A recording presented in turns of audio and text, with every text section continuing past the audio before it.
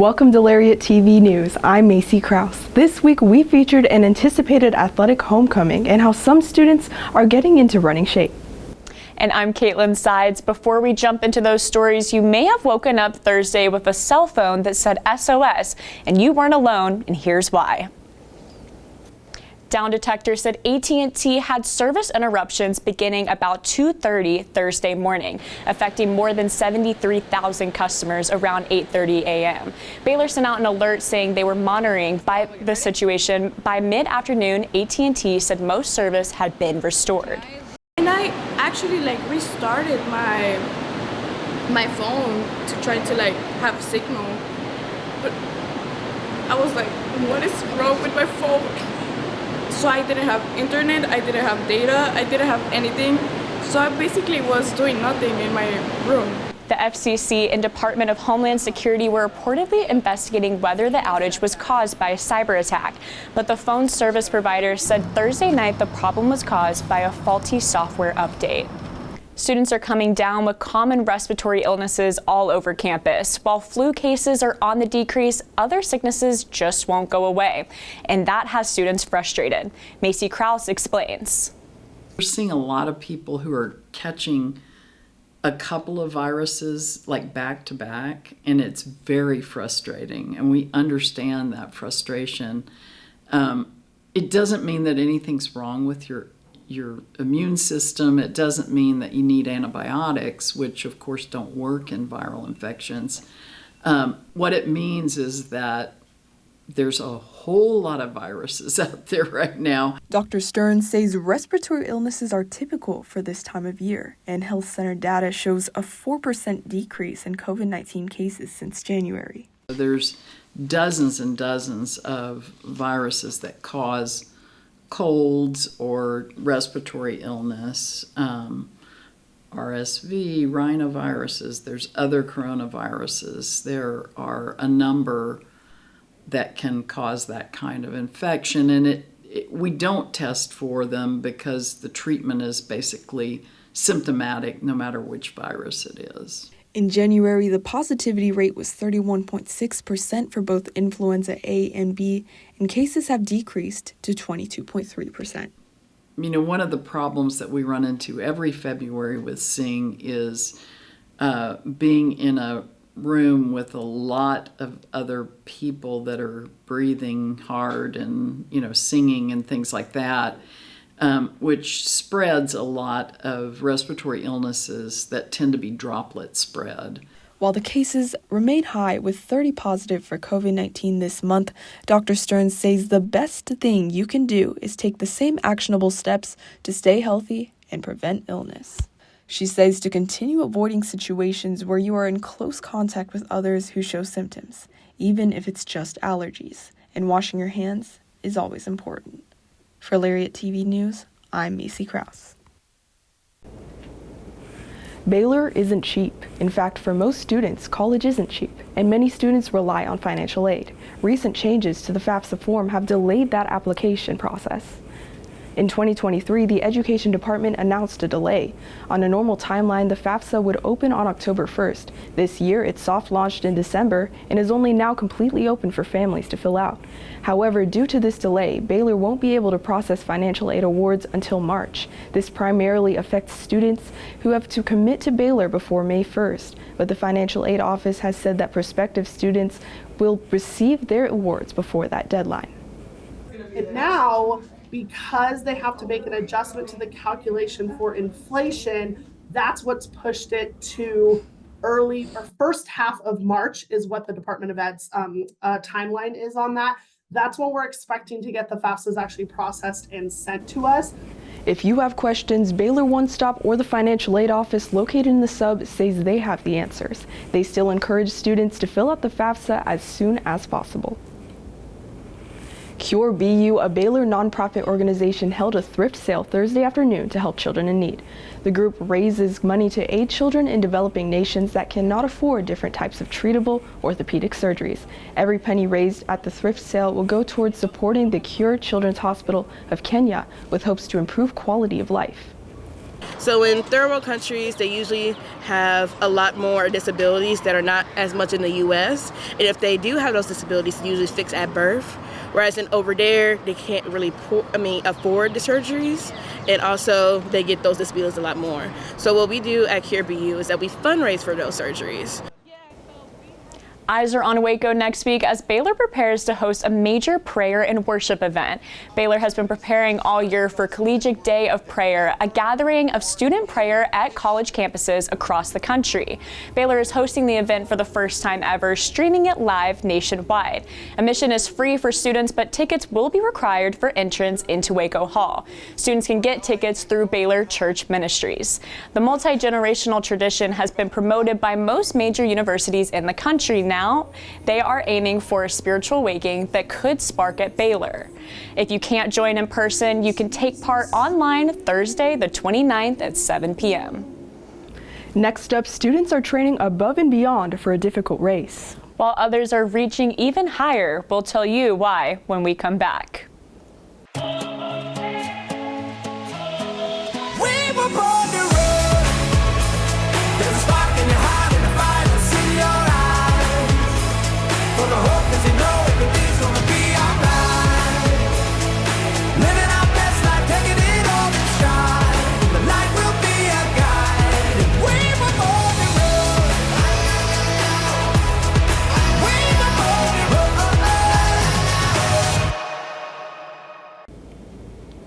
More and more pairs of sneakers are hitting Baylor sidewalks as students await the Marathon, Baylor's yearly half marathon. It's not just any race, it claims to be the toughest half in Texas.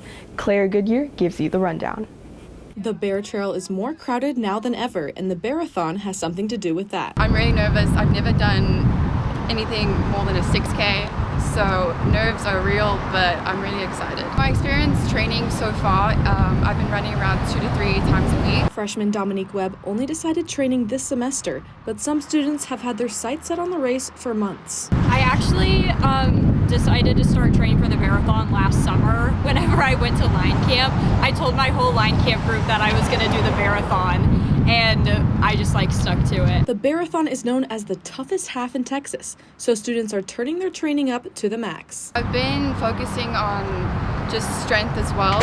I've been doing classes as F45 with foot class at Baylor. And I do 1 long distance run every week and then 2 shorter runs, and then I also do strength training and then Pilates. And for Sisney, the hard training for the half marathon isn't for anyone but herself. It's very scary, honestly, but I'm not looking to impress anyone. I'm honestly just doing it just to do it, and just say that I accomplished a half marathon. So I'm not focused on time or pace or anything. I'm just doing it to have fun. The race is March 23rd. Until then, the Bear Trail will be the place to be. For Lariat TV News, I'm Claire Goodyear. Aero at Baylor is reaching new heights this weekend, getting their project off the ground. The work the team has put together this year proved to be successful with their first rocket launch of the semester. It reached an altitude of 7,700 feet and hit a max speed of 500 miles per hour. The team says this is a huge milestone and shared how building some starships can come with some hardships.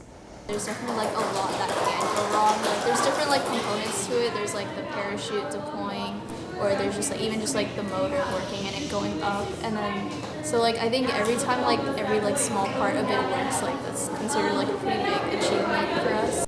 Career Day is approaching, and Baylor says this year you won't want to get FOMO. LTVN's Danica Young tells you why.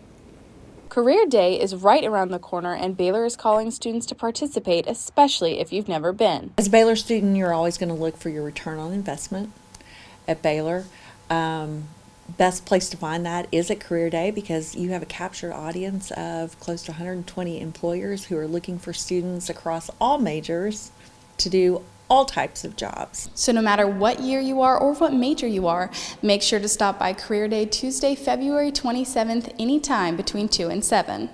Career Day is like ACL, but it's an ACL that employers are coming to, and our Baylor students are the rock stars. For the first time, the Hurd Welcome Center will host over 120 hand-picked employers specifically for Baylor students and is one of the best ways to secure an internship, a job, or even just a connection on campus. employers are coming here to find Baylor students. You're exactly what they're looking for, so don't worry about that.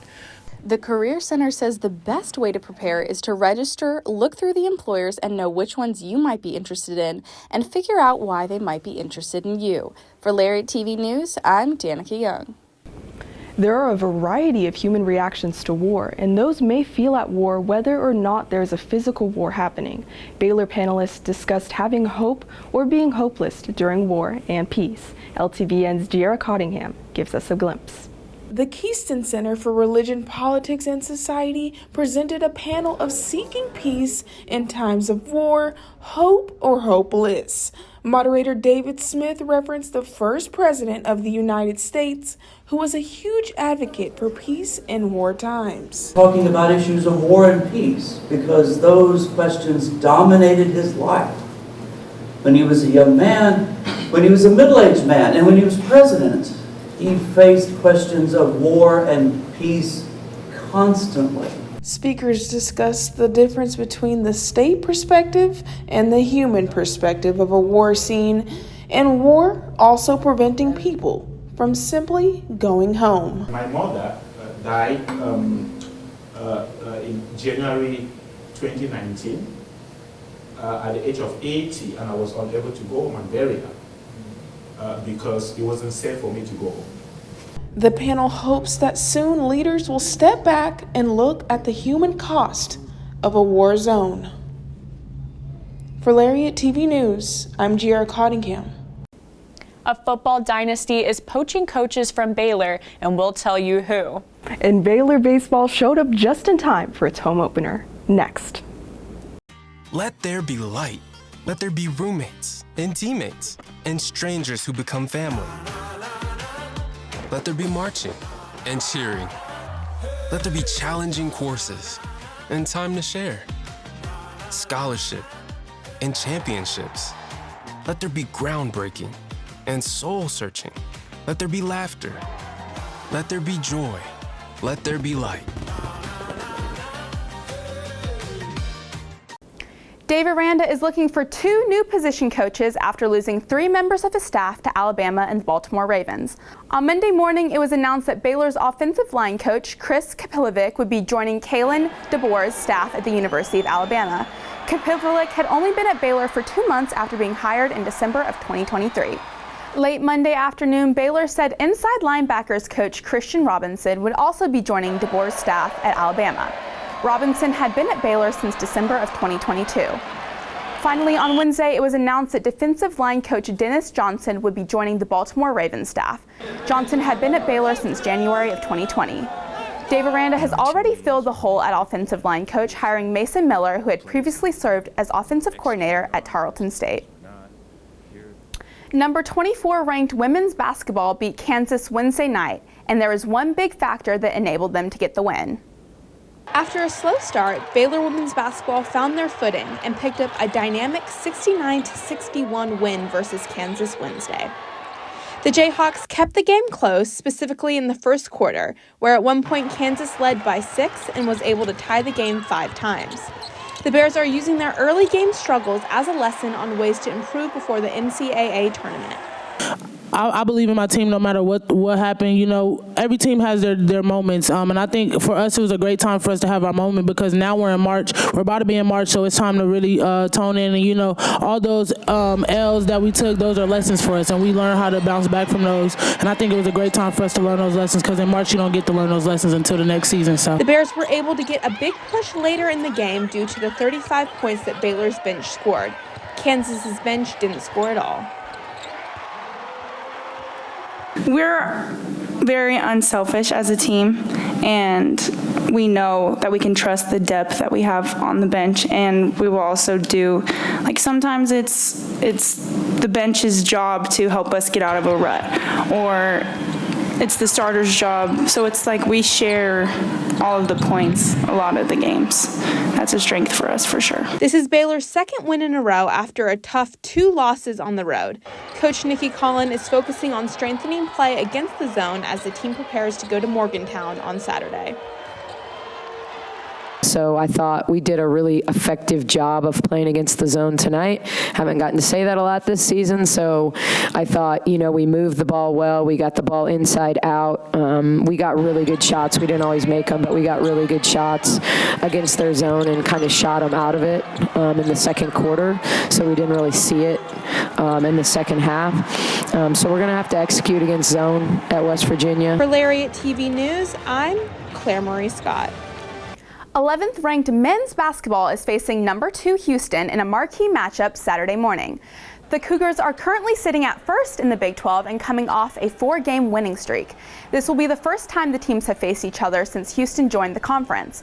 Coach Scott Drew acknowledges how difficult the Big 12 has become. He gives credit to the players and coaches for preparing to face challenging teams. And every night, no matter who you play, it's a challenge. So the great thing is Eve and Josh have continued to improve. John's done a great job in practice helping them get ready for the physicality and what they're going to face. Tip-off is at 11 a.m. at the Foster Pavilion. This past weekend, one of the most dominant basketball players ever at Baylor returned home to see her jersey hung from the rafters. Braden Murray has the story. Before the women's basketball game against Texas Tech on February 18th, Brittany Griner was honored in a pregame ceremony in which she became the 7th player in program history to have her jersey retired. Griner is the only player in either men's or women's basketball history to have their jersey hanging in the rafters of a Baylor arena. Michael Johnson has a track and RG3 has a statue, but I'm not sure Baylor has ever done what we did today. And I just, if you talk about Baylor Mount Rushmore, Brittany Griner's on it. And so I think we really honored her in a super special way. Griner returned to Waco for the first time in over a decade for the occasion. She had an estranged relationship with the university and with former women's basketball coach Kim Mulkey in particular, due to comments Griner made after being drafted first overall in the 2013 WNBA draft. When Coach Cohen took over in 2021, one of her top priorities was making sure Brittany got the recognition she deserved from the university. All I wanted was Brittany to feel loved by our team, by our university, by our community. And so it was emotional. It was emotional to see her tears. It was emotional to see her smiles yesterday. Griner finished her 4 years at Baylor as a 2012 national champion, a 2-time National Player of the Year, a 4-time All-American, and a 3-time Defensive Player of the Year, as well as holding the all-time blocks record for men's and women's basketball. I was really young. I told my dad, I was like, Dad, I don't know if I'm going to be that big, but I want to be as dominant as her. I want to be able to go out and make people alter their shots and block shots, rebound, run the floor. And I was like, maybe I can even dunk one day too, But no, she's a once-in-a-lifetime talent. For Lariat TV News, I'm Braden Murray. After losing all 3 of their games at the Shriner Children's College Showdown, Baylor baseball notched their first win of the season by way of an 11-5 home victory over Lamar on Tuesday. The Bears started hot, scoring 7 runs in the first 2 innings alone. Senior outfielder Hunter Simmons hit a grand slam in the first to give the Bears their first 4 runs of the night. In the third, junior infielder Hunter Toplansky and junior outfielder Enzo Apodaca both went yard, giving the Bears a 10-1 lead. From the 4th to the 7th, Lamar scored 4 runs to keep the game interesting at 10-5. The Bears were able to bring 1 more run home in the 7th, putting away the Cardinals for good. And so we kind of went through the motions there in the middle parts of the game, and it kind of drug on, and it was that part of it's disappointing. We gotta be have fun while we're having fun. Let's go attack somebody. And so the first part was fantastic. The rest of the game left a little to be desired. And that's all for sports this week. Remember to keep up with the Baylor Lariat for coverage of the latest big matchups for the Bears. Back to you, ladies. Thanks, Claire Marie, and that's all we have for you this week on Lariat TV News. Make sure you tune in here and all Baylor Lariat socials for the latest news you need to know. With that being said, we'll see you next week, and as always, Sic 'em Bears.